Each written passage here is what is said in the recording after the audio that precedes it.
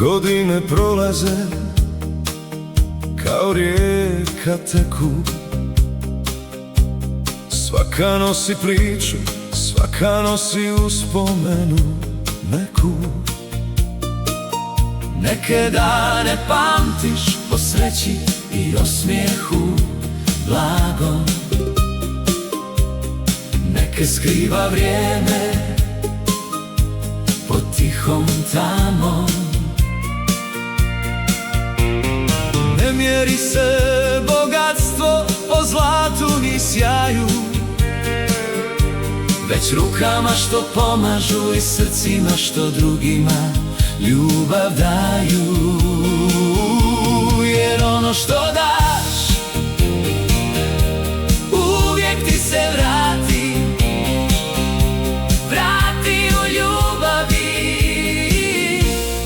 i dobroti. Ne boj se padova, nek ti oni snaga budu. Iz njih rastu ljudi snažni koji odgovaraju jedino Božjem sudu. Svaka suza jednom osmijeh nađe, kad čovjek vjeruje i naprijed pođe. Čuvaj svoje vrijeme, ono nema cijenu. Ne troši ga uzalud na zavist i sjenu.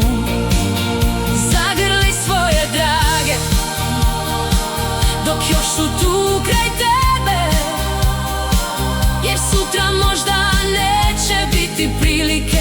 Voli ih je time, zavolit ćeš sebe. Godine prolaze, to nitko ne može poreći, ali srce bira put i puteve kojima ono želi ići. Zato živi pošteno, ostavi trag za sobom vrlina.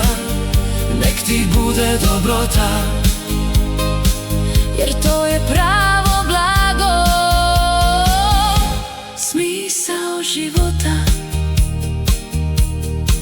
Kad jednom zastaneš i pogledaš unatrag, neka ti duša šapne, vrijedio je svaki korak. Jer nije važno koliko je godina prošlo,